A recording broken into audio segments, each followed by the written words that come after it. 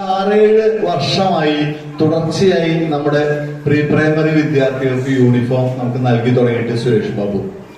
സുരേഷ് ബാബുവിന്റെ അമ്മയുടെ മരണശേഷം അമ്മയുടെ പേരിൽ എല്ലാ കുടുംബാംഗങ്ങളും അമ്മയുടെ ഓർമ്മ ദിനത്തിൽ, ഇന്നാണ് സുരേഷ് ബാബുവിന്റെ അമ്മയുടെ ഓർമ്മ ദിനം, ആ ഓർമ്മ ദിനത്തിൽ യൂണിഫോം നൽകണമെന്ന് സ്കൂള് തുറക്കുന്നതോടുകൂടി തന്നെ വന്ന് പറയുകയും അതിനുവേണ്ട കാര്യങ്ങൾ ഒരുക്കി നമ്മൾ തയ്യാറാക്കി ഇന്നത്തെ ദിവസം നമ്മളത് ചെയ്യുകയാണ്.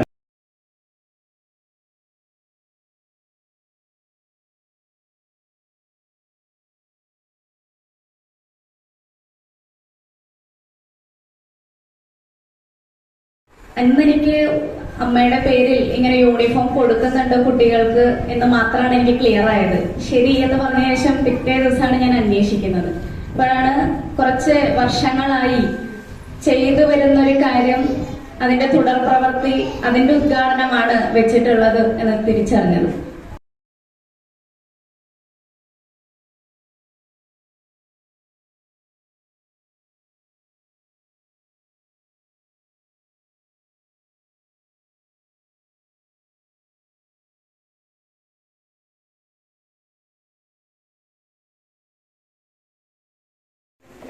ഓർമ്മകൾക്ക് മുമ്പിൽ ആദരാഞ്ജലികൾ അർപ്പിക്കുകയാണ്.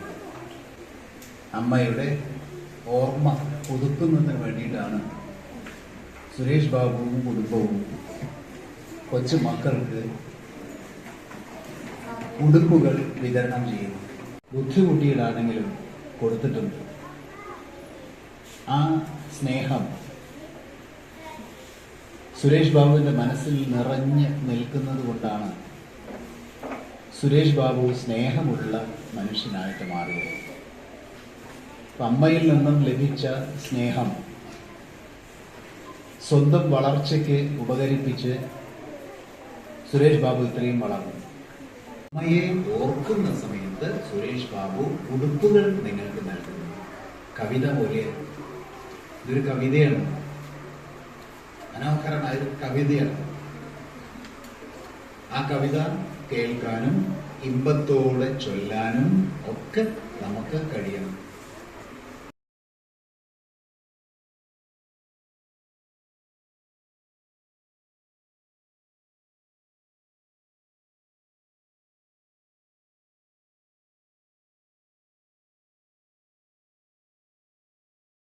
പരിപാടി നിങ്ങളെല്ലാവരും സന്തോഷത്തോടെ ഏറ്റെടുത്തായിരുന്നു.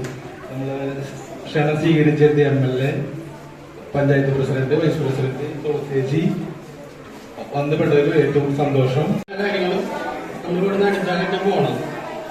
നമ്മൾ നല്ല രീതിയിൽ തന്നെ പഠിച്ച സ്കൂളിന്റെ പേര് ഉയർത്തി കാണിക്കണം. നിങ്ങള് കാണിക്കില്ലേ? സുരേഷ് ബാബു അമ്മേനെ പറ്റി പറയുമ്പോ തൊണ്ടയിടറിക്കൊണ്ടാണ് പറഞ്ഞത്.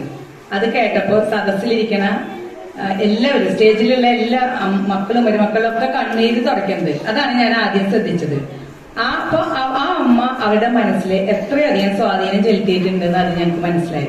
ആ അമ്മ പകർന്നു കൊടുത്ത ആ നന്മയുടെ വെളിച്ചമാണ് ഇന്ന് നമുക്ക് യൂണിഫോമിന്റെ രൂപത്തിൽ നമുക്ക് ലഭിക്കുന്നത്.